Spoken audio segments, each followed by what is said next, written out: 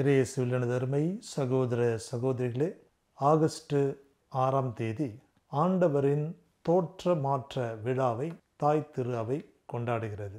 ஆண்டவர் தோற்றம் மாறினார். தனது நெருக்கமான சீடர்களை அவர் தாபோர் மலைக்கு அழைத்து சென்றார். அங்கே மோசேவையும் எலியாவையும் அவர் தரிசித்தார்.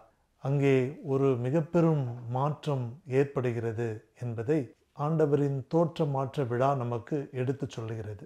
மலைக்கு செல்லுதல் என்றால் இஸ்ராயல் மக்களுக்கு கடவுளை காண்பதற்கு இணையான ஒரு அனுபவத்தை அவர்களுக்கு தந்தது. மலை என்றால் அவர்களுக்கு சீயோன் மலை, மலை என்றால் மோசே ஆண்டவரது மாட்சியை தங்களது வாழ்க்கையிலே உணர்ந்து கொண்ட அந்த நிலை. மலை என்றால் இதோ கடவுள் நம்மோடு உறவு கொள்ளக்கூடிய இடம் என்றெல்லாம் இஸ்ராயேல் மக்களின் நினைவலைகளிலே இருந்தது. ஆண்டவர் இயேசு தோற்றமாற்றம் அடையும் பொழுது மேகத்திலிருந்து ஒரு குரலொலி கேட்டது. தானியேல் இறைவாக்கு புத்தகத்திலே நாம் வாசிக்கிறோம், மனுமகன் மேகங்களின் மீது வருவார் என்ற ஒரு வாசகம் இருக்கிறது. கடவுள் மேகத்தின் வாயிலாக தனது மாட்சியை வெளிப்படுத்துவார்.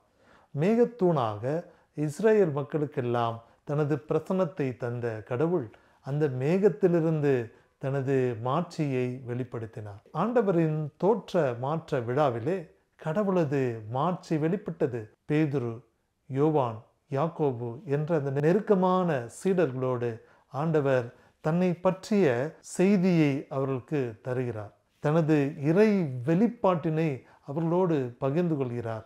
அதாவது கடவுள் என்றால் ஏதோ உயர்நிலையில் இருப்போர் மட்டுமல்ல, மாறாக பாடுகள் பட்டு சிலுவை வாயிலாக ஏதோ மிக பெரும் மீட்பினை மக்களுக்கு கொண்டு வரப்போகிறார் என்ற செய்தியினை அவரது நெருக்கமான சீடர்களோடு ஆண்டவர் இயேசு பகிர்ந்து கொள்கிறார். உண்மையாகவே அவர்கள் அந்த செய்தியை பெற்றுக்கொண்டார்களா?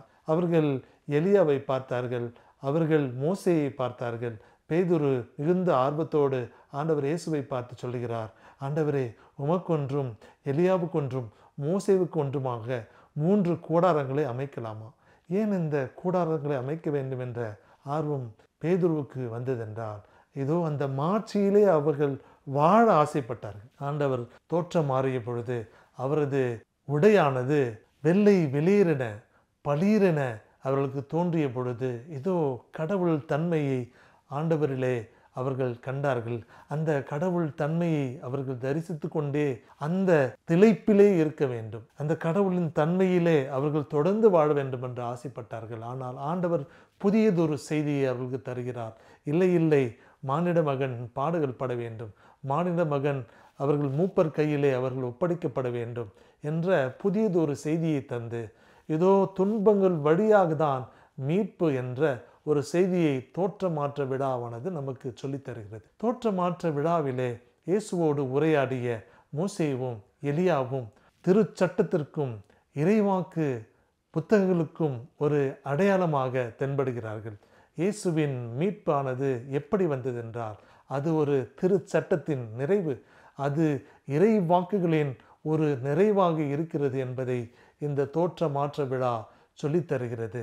தோற்ற மாற்றத்தை நாம் இப்படி உணர்ந்து கொள்வது, இயேசுவின் மாட்சியை நாம் பெற்றுக்கொள்ள வேண்டும் என்றால் நமது வாழ்விலே நாம் அனுபவிக்கக்கூடிய துன்பங்கள் வாயிலாக அவரது சிலுவையை நாம் நமது வாழ்விலே சுமந்து கொள்ளுதல் வாயிலாக தோற்ற மாற்றத்தை நாம் பெற்றுக்கொள்ள முடியும். எந்த துன்பமும் அடையாவிட்டால் மாட்சி மட்டுமே வேண்டும் என்றால் அது நம்மை ஒரு தவறான பாதைக்கு கொண்டு செல்லும். மாறாக ஆண்டவரது தோற்ற மாற்றம் முதலிலே நமது மனமாற்றமாக, நமது குணமாற்றமாக மாறினால் உண்மையாகவே நமது வாழ்வும் ஒரு தோற்ற மாற்ற விழாவுக்கான வாழ்வாக அமையும் என்பதை இந்த வேளையிலே நாம் நமது மனதிலே ஏற்றுக்கொள்வோம்.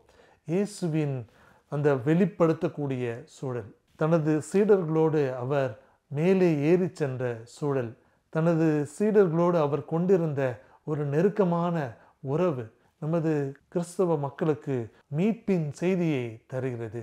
நாமும் ஆண்டவரோடு இணைந்து பயணிக்க வேண்டும், அவரோடு நெருக்கமாக நடந்து செல்ல வேண்டும், அவரோடு உரையாட வேண்டும். அவர் நம்மை கடிந்து கொள்ளும் பொழுது அந்த கடிந்து கொள்ளுதலையும் ஏற்றுக்கொண்டு நாம் முன்னோக்கி பயணிக்க வேண்டும் என்ற ஒரு அழகான செய்தியை ஆண்டவர் இயேசுவின் தோற்ற மாற்ற விழாவானது நமக்கு சொல்லித் தருகிறது. உண்மை கிறிஸ்தவர்கள் என்றால் ஒவ்வொரு நாளும் நமது வாழ்விலே மாற்றங்களை காணக்கூடிய கிறிஸ்தவர்களாக நாம் வாழ வேண்டும். எப்படியான மாற்றம்? ஏதோ தீமைக்கும் நன்மைக்கும் இடையேயான இந்த போராட்டத்திலே தீமையை தவிர்த்து நன்மையை நாம் அணிந்து கொள்ளக்கூடிய நிலையிலே ஏற்படக்கூடிய பல துன்பங்கள், பல வேதனைகள், இவற்றையெல்லாம் நாம் உள்வாங்கிக் கொள்ளும் பொழுது இயேசுவின் சிலுவை பலியிலே நாமும் நம்மை இணைத்துக் கொள்கிறோம். இயேசுவோடு இணைந்து சென்ற அந்த சீடர்கள் போல நாமும் ஒவ்வொரு நாளும் ஆண்டவர் இயேசுவின் கரங்களை பற்றி கொண்டு அவரோடு இணைந்து செல்வோம். வாழ்விலே மாற்றங்களை காண்போம். தோற்ற மாற்றம் நமது வாழ்வின் ஒரு மிக பெரும் ஒரு யூட்டர்னாக, ஒரு மாற்றமாக மாறிட தொடர்ந்து நாம் ஜெபிப்போம். ஆமென்.